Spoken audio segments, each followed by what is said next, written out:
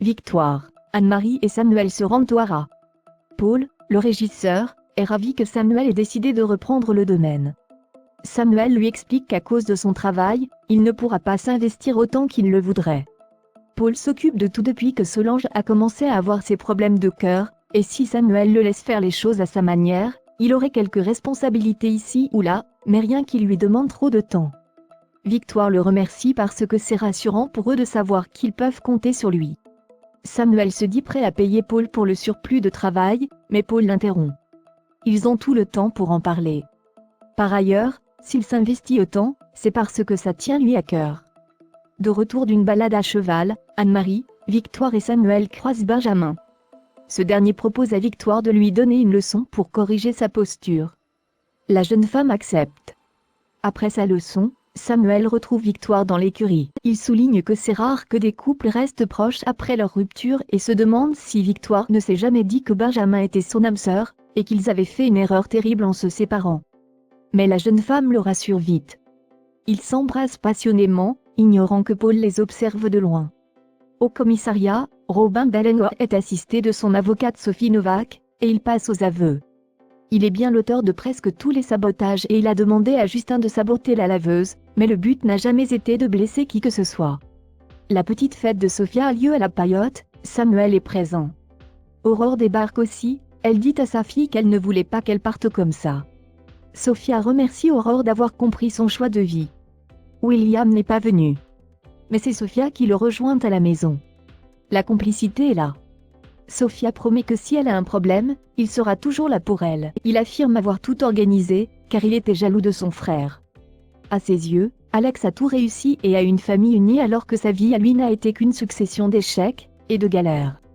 Mais la police a vérifié les comptes de Robin et il lui était impossible de donner 10 000 € en espèces à Justin pour le sabotage de la laveuse, tout comme il lui est impossible de régler les honoraires d'une avocate telle que Sophie Novak. Martin sait pertinemment que Robin n'était qu'un simple exécutant, et qu'il protège quelqu'un, en l'occurrence Victor Brunet, qui s'offrait une nouvelle chance de racheter le mât pour une bouchée de pain en coulant l'exploitation d'Alex. Mais Robin martèle avoir tout organisé. Karim et Georges assistent à l'audition derrière une vitre sans teint. Karim pense que Brunet a un moyen de pression sur Robin, ce qui explique qu'il ne craque pas. Depuis l'arrestation de son frère, Alex s'est muré dans le silence. Chloé l'incite à ne pas garder pour lui ce qu'il ressent. Alex lui confie à quel point il est en colère contre Robin. Il se sent trahi. Leur relation n'a jamais été simple, pourtant il était content de l'avoir retrouvé et d'avoir fait la paix avec lui, alors que Robin lui ne pensait qu'à les faire couler et à leur faire du mal. Alex jure à sa femme qu'il pourrait le tuer. Judith a entendu leur conversation.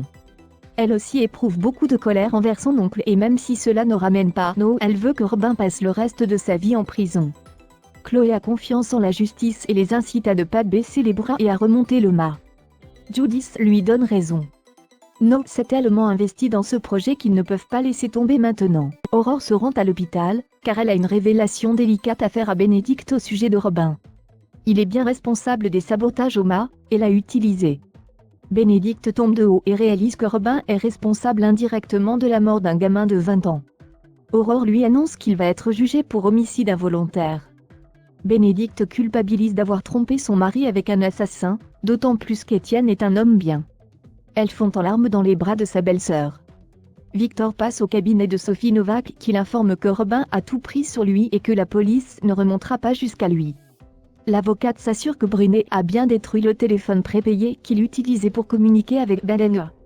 Sophie pointe du doigt ensuite à Victor qu'il a très mal choisi ses associés, que son plan a échoué et qu'il est passé à 2 doigts de l'inculpation. Et comme elle a pris des risques pour lui, Sophie l'avertit que leur collaboration ne survivra pas à ce genre d'erreur.